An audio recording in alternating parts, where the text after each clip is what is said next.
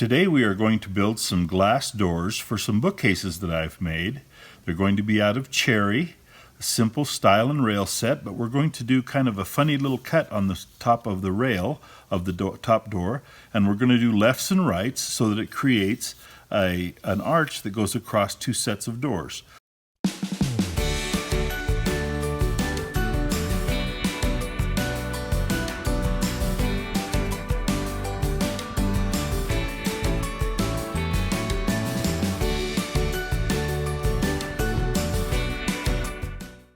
We've labeled out our sides here and our stiles and rails.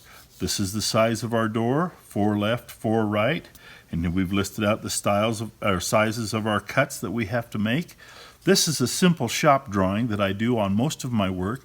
Very simple, almost kind of crude, but it tells me everything I need to know when I go to build a project. Okay, we now have our stiles and rails cut for our glass doors.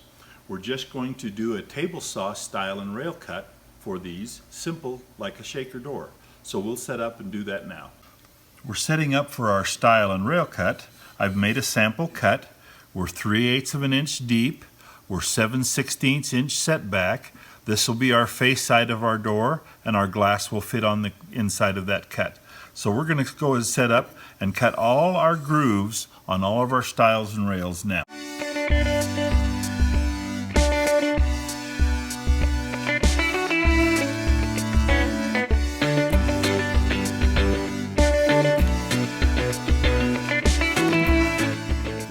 The groove part of our stile and rail cuts done, so our stiles are actually done because they don't get a rail cut on the end. They're all finished. Notice on my drawing that I had my stiles listed at 2.5 inches wide, but when I cut my stock I cut it wider and grooved both sides. We'll go back and split that and make those 2.5 inches wide. I do that for safety. It's easier to hold on to a wider piece of wood as you go through the table saw. Also, I had 4 different boards that I used for my stile stock, and I've labeled each one of them with a different mark. The reason I've done that is so that when I go to assemble doors, there's always just a little variance in color and straightness, and even though we've tried to pick the very best wood and the most consistent in color, there's always some little differences. So I mix my doors up, my stiles up, as I assemble my doors, so that no one door is a little darker than the other or whatever. I've mixed up my colors and I've mixed up my wood so that it makes a more consistent door across the four pairs of doors that I have to do will be more consistent. And I've just marked them so that I make sure I don't get 2 stiles out of the same board on the same door. I mix them up, it just looks better. One of the tricks that you learn with experience and doing this a lot. So now we're going to go back and we're going to set up, and we're going to take and make a tongue on the end of our rail stock, and we'll set up and do that now.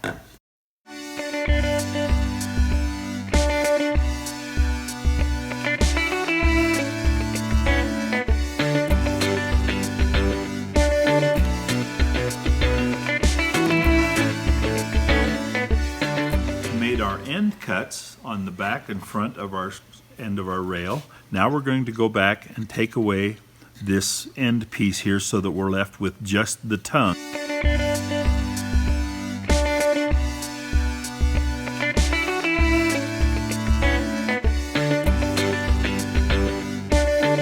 Okay, before we go any further on our stiles and rails, we're going to go ahead and split our stock into 2.5 inch stiles and 3-inch rails. Now our top rail is different, has a cut, and we'll do those in just a minute, but let's go ahead and get these others cut and out of the way.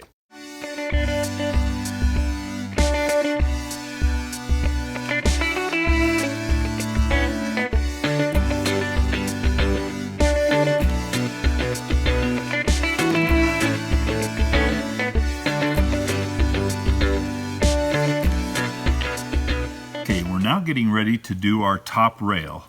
And as you remember, we have a little arch cut here at the end of our top rail, 6 inches on one side, 3.5 on the other. We've already cut our rail to 6 inches, so we have this measurement right.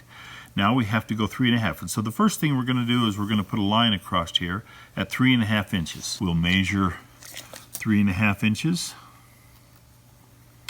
here, And here, we'll just take a piece of straight edge that we have laying around and mark our line 3.5 inches across. We're going to come in 1 inch for our square cut on the end, and we'll mark that right there.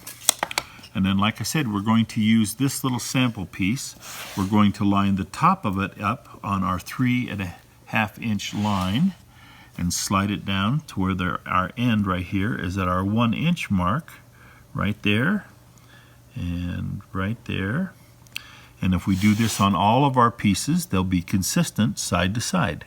So there we are at our 1, and there we are lined up on our 3.5, and then we'll do our mark like that.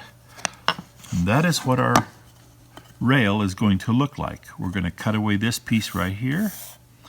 But before we do that, before we do all that, we have to increase our cut, because this is where our glass goes. And as you can see, if we take this out, we've not made room for our glass. So we're going to go ahead and take care of that right now. We want our glass to come back here, 3/8 of an inch back from this line, all the way across, because we want to be able to order our glass in a square. It's cheaper that way, makes it better, and we're going to have tempered glass in this piece, and so we definitely need to have it square. So the first thing we need to do is go back on the table saw and take away the back side of this up there. Now we're 2.5 inches, so we need to be 2 7/8 inches.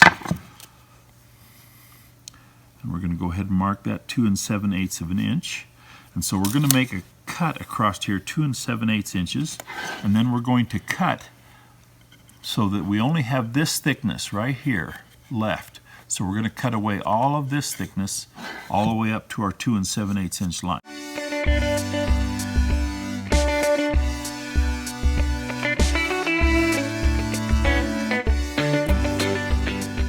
Okay, we have all of our notches cut on the back. Now we'll start over and go back, and we'll take out this piece of material right here. So we want to take out all of this and this, leaving only this part here.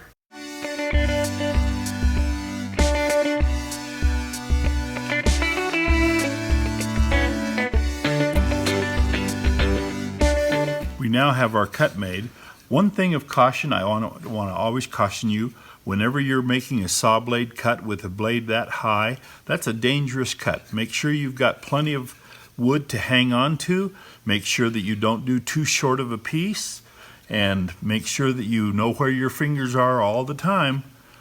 Got to keep these, you know.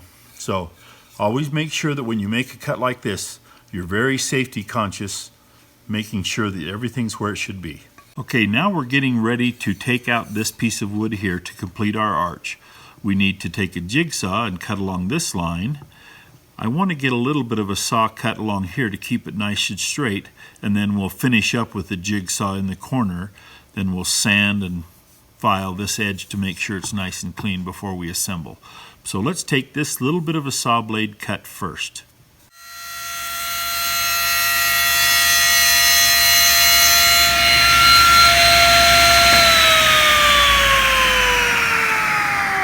Now we'll clean the rest of this up with a jigsaw.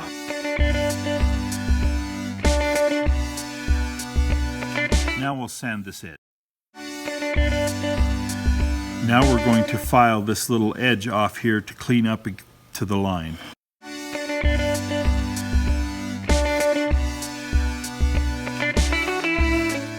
Okay, now we've done our filing, but we need to sand the saw blade edges of our stiles and rails, and we're just going to do that with a sanding block. That way, if we sand beforehand, our edge is nice and clean when we put it together, and it's easier to do the finish on it.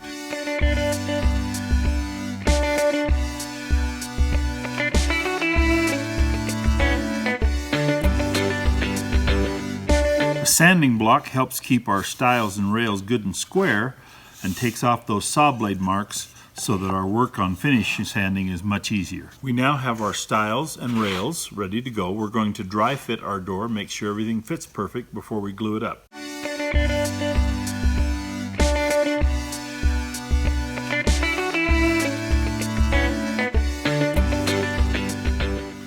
what our door will look like.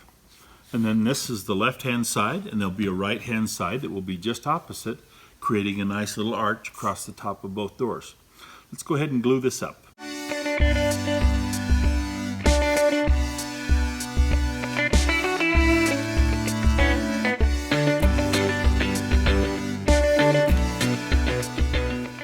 Okay, there's our first door glued up. Only 7 more to go, and then we'll have all the doors ready for sanding. Now the flat sanding is all done. You can begin to see the doors as a pair. They look real nice, lefts and rights. We still have to sand the faces of them. We need to put an 1/8 inch round over edge on the outside of the door for the door edge, and then we're going to do a 1/4 inch round over on the inside to ease the edge that comes against the glass.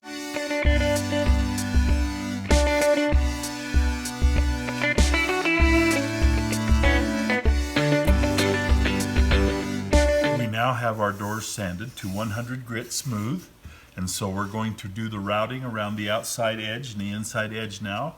We're set up here with a 1/8 inch round over bit. That's for the outside edge. We'll do all those first, then we'll go back and do the insides.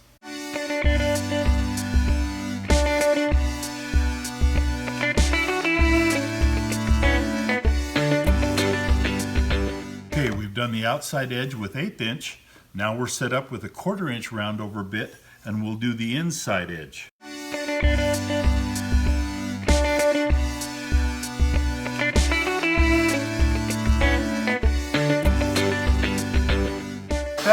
Now we're ready to put the final sands on it. 120 first, then 150, hand sanding the final edge on before the 150, and then our doors will be ready for the paint shop.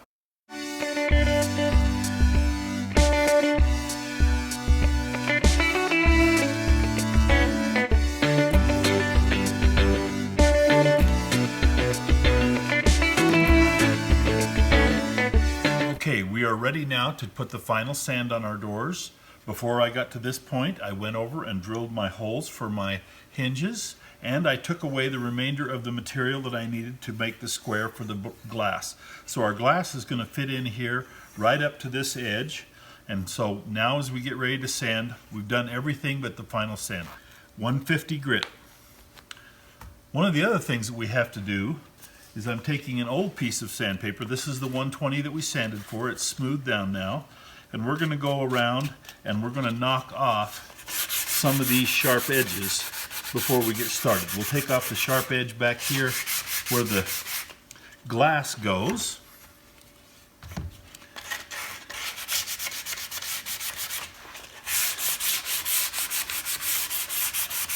And then we'll sand the route when we get to the front side.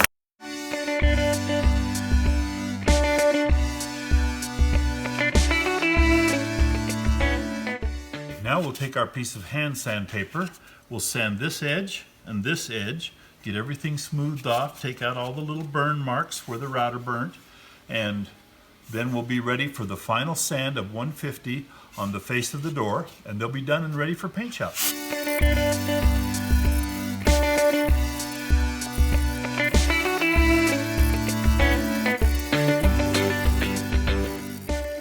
The reason I like to sand the routs at the very end and sand them before I do the final sand is that way if I have any cross sanding or anything like that while I'm sanding the routs, that all gets cleaned up with the final sand on the final face.